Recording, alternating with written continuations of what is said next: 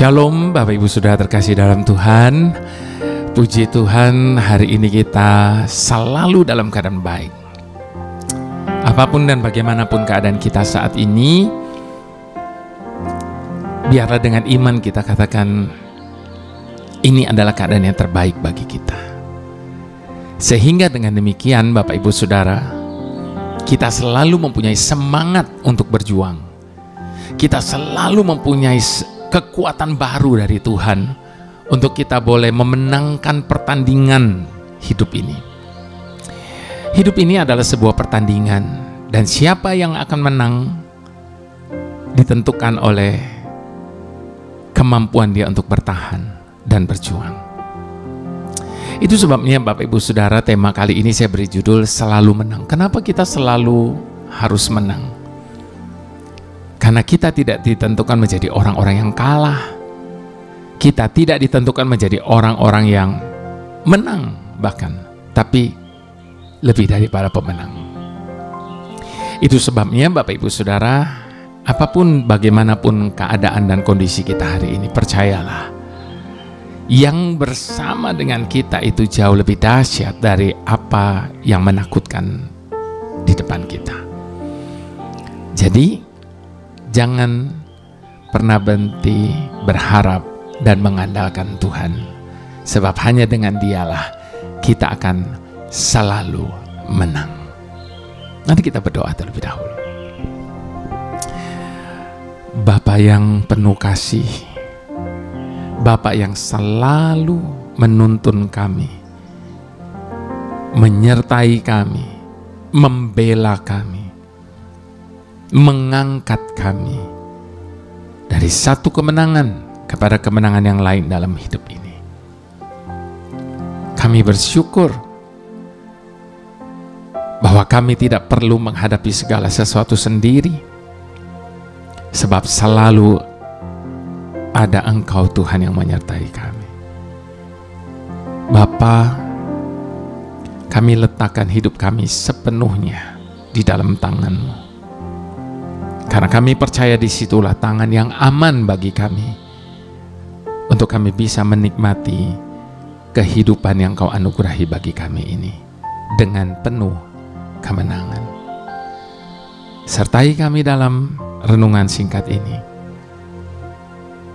Sadarkan kami akan identitas kami. Dalam nama Yesus. Amin. Kita buka Roma 8, Bapak Ibu Saudara, ayat yang ke-18 sampai ke-25. Judul dari perikop ini, pengharapan anak-anak Allah. Sebab aku yakin bahwa penderitaan zaman sekarang ini tidak dapat dibandingkan dengan kemuliaan yang akan dinyatakan kepada kita. Sebab dengan sangat rindu seluruh makhluk menantikan saat anak-anak Tuhan dinyatakan. Karena seluruh makhluk telah ditaklukkan kepada kesia-siaan, bukan oleh kehendaknya sendiri, tetapi oleh kehendak Dia yang telah menaklukkannya.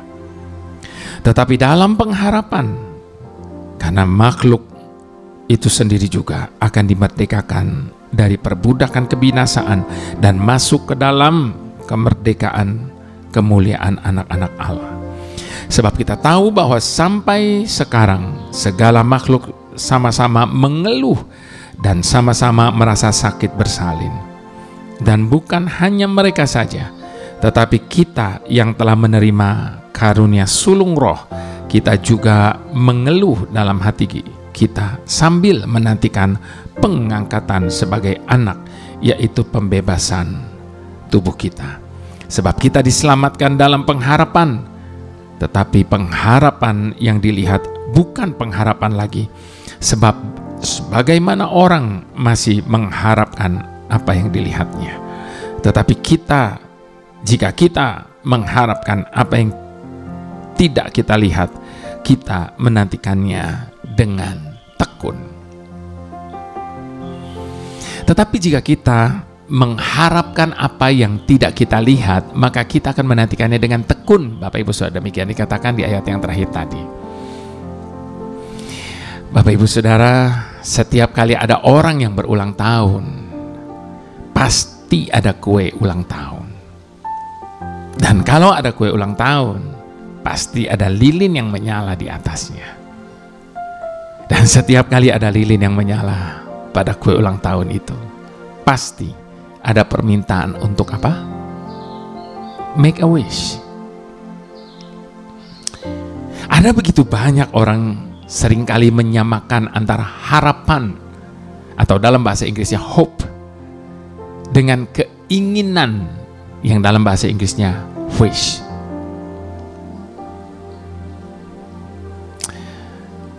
Harapan dan keinginan itu beda tipis.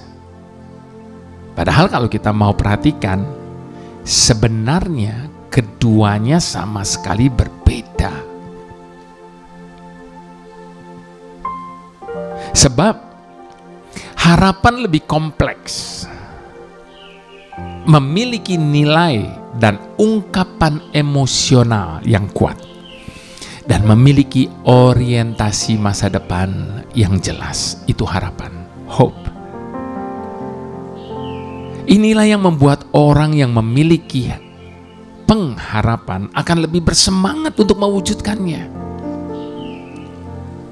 Dan ia akan berusaha untuk mencari jalan untuk mencapainya, daripada sekedar memiliki keinginan atau wish.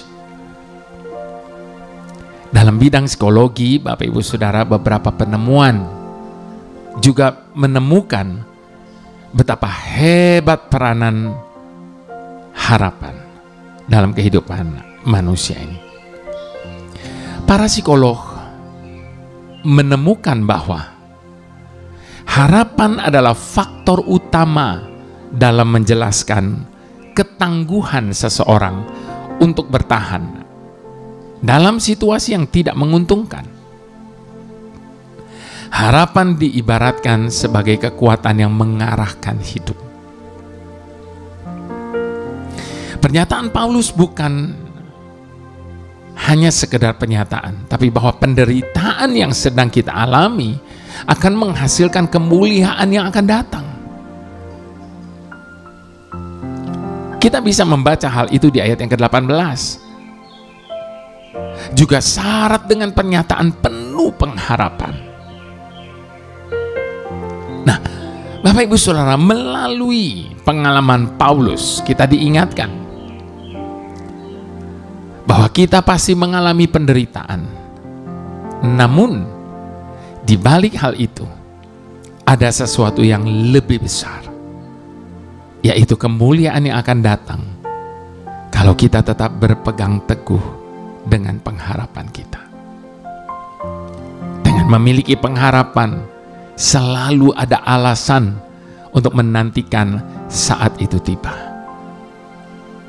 Temuan para peneliti di atas, Bapak Ibu Saudara, hanya meneguhkan pernyataan firman Tuhan. Dalam pengharapan, kita dapat bertahan dalam penderitaan, aniaya, atau apapun yang lainnya. Pengharapan juga terdiri dari dua jenis, Bapak Ibu Saudara, yaitu pengharapan penuh dan kurang pengharapan. Yang satunya penuh, yang satunya kurang. Ada dua hal yang membuat orang bisa memiliki pengharapan penuh ataupun kurang pengharapan. Yang pertama, motivasi dalam diri. Motivasilah yang membuat orang bisa terdorong untuk meraih sesuatu. Dan yang kedua, value atau nilai. Seberapa bernilaikah pengharapan itu sehingga kita sungguh-sungguh menantikan dan ingin mencapainya? Jika kita tidak merasa pengharapan kita cukup bernilai dan tidak memiliki motivasi yang jelas, maka ketika penderitaan atau rintangan muncul, maka kita akan kehilangan semangat dan kemudian menyerah. Jadi Bapak Ibu Saudara yang terkasih, renungan hari ini sekali lagi mengajak kita untuk bisa melihat penderitaan sebagai ujian pengharapan kita. Orang yang berpengharapan selalu punya alasan untuk menang atas penderitaan. Itu sebabnya jangan pernah patah semangat dan jangan pernah menyerah kalah. Ku bersyukur mengenalmu, Bapa yang penuh kasih. Telah kulihat karyamu Tuhan di setiap jalanku. Di hatiku selalu penuh terima kasih padamu. Ku percaya Kaulah Tuhan, sumber pertolonganku. Sebab ku tahu Tuhan punya jalan keluar atas persoalanku. Pedulikan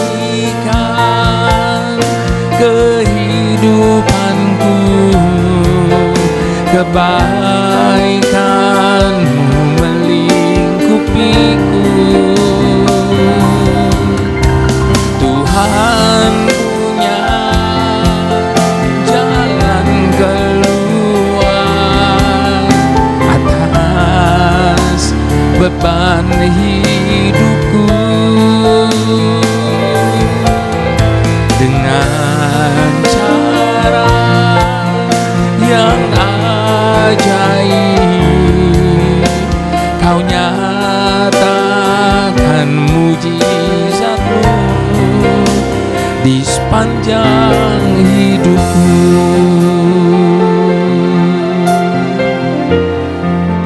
Itu sebabnya kita selalu dikatakan sebagai umat yang berpengharapan. Kenapa? Karena di dalam Tuhan selalu ada harapan.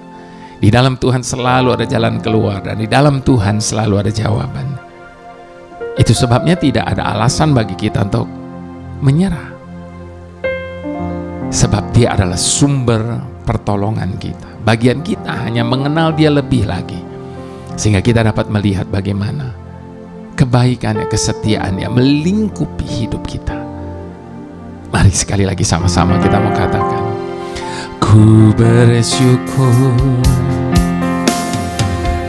mengenalmu, Bapa yang penuh kasih. Telah kulihat karya-Mu Tuhan di setiap jalanku. Di hatiku selalu penuh terima kasih padamu. Ku percaya Kaulah Tuhan, sumber pertolonganku. Sebab ku tahu Tuhan punya jalan keluar untuk persoalanku. Pedulikan kehidupanku, kebaikanmu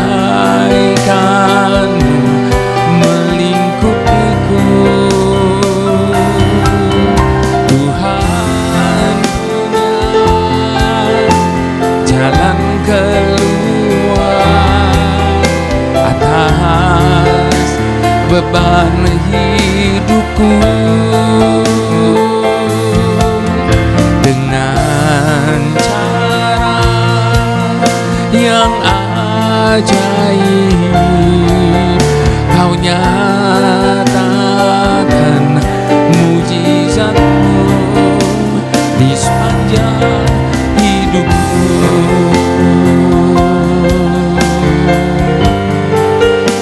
Di sepanjang hidupku,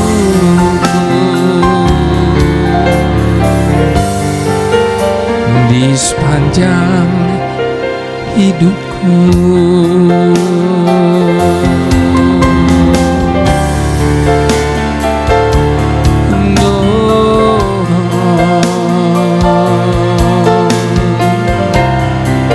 Kebaikan-Mu Tuhan, kasih setia-Mu melingkupiku selama-lamanya.